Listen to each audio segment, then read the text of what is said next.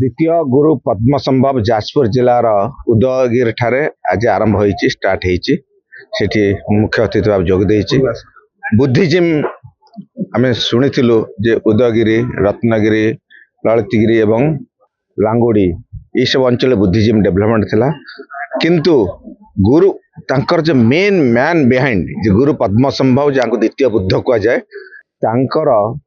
महापरिनिर्माण ये आगुरी गोटे धारणा थिला तांकर जन्म पाकिस्तान ने महापरिनिर्माण होता तिब्बत रे किंतु तांकर जन्म होची झारसुगुड़ा जिला पद्मपुर पाखरे एवं महापरिनिर्माण ये उदयगिरी जाजपुर उदयगिरी ठारे होता गत वर्ष ये रिसर्च फाइंडिंग जानला परे हमें प्रथम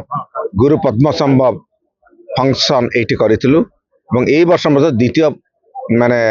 पद्म संभव द्वितीय वर्ष जो फंक्शन आम करुचु जन्मदिन अवसर रे एवं इंटरनेशनल बुद्धिस्ट फेस्टिवल होची international Buddhist festival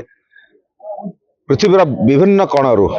Buddhist monk Buddhist अन्य माने सब आसुचंती जोग दौरान गोटे बड़ माहौल हम बुद्धिजिम जोटा कि बुद्धिजिम टूरिज्म और बुद्धिजिम जहाँ माननीय प्रधानमंत्री आमर कहते आगामी मानव समाज युद्ध बुद्धरे तेणु बुद्धर जो एपिसेंटर होची जाजपुर जिला ये उदयगिरी विशेषकर सीटा परिप्रकाश हम एवं पृथ्वीर प्रथम विश्वविद्यालय मु सब बेले कही रखे जे पुष्पगिरी विश्वविद्यालय तार एपिसेंटर मध्य एठी थिला मल्टी कैंपस रहीतिला लांगोड़ी उदयगिरी रत्नगिरी ठार मल्टी कैंपस रहीतिला पण ई हमर एजेंडा होची पुष्पगिरी विश्वविद्यालय रिवाइवल केमति करबा ताको तयारी करबा सेति आमे जगह जगह अछु एवं गुरु पद्म संभव एठी पाठ पढितले एठी पाठ पढितले हुएंसा मध्य पुष्पगिरी विश्वविद्यालय विजिट करथिले एवं गुरु पद्म संभव एठु जाई आसियान कंट्री एठु जाई चाइना एठु जाई तिब्बत रे तांकर बुद्धिजिम स्प्रेड करथिले नै देखंतु यह प्रमाणित जे गुरु पद्म संभवଙ୍କର एठारे ही तांकर कर्मस्थली थिला एवं एठारे ही तांकर निर्माण ହେଇଛି एवं ये प्रमाण हैला परे आमे जेमती आम मानकर जेमती पुरी बनारस आस्थार केन्द्र से भाव में 40टी बौद्ध धर्मावलंबी देशर बौद्ध सन्यासी मानकर ये हूँ आस्थार केन्द्र बोली प्रमाणित होती तेणु आप देखते गला वर्ष आरंभ होती गुरु पद्म संभव कनक्लेव 1 एथर गुरु पद्म संभव कनक्लेव 2 गला वर्ष आतिथ्यता दबारे पड़चणावासी कौन त्रुटि करनथिले एथर आहरी अधिक भाव में निजर संपृक्ति देइछन्ति एवं 20टी देशरू माने पाखापाखि 1500 2000 जो बौद्ध सन्यासी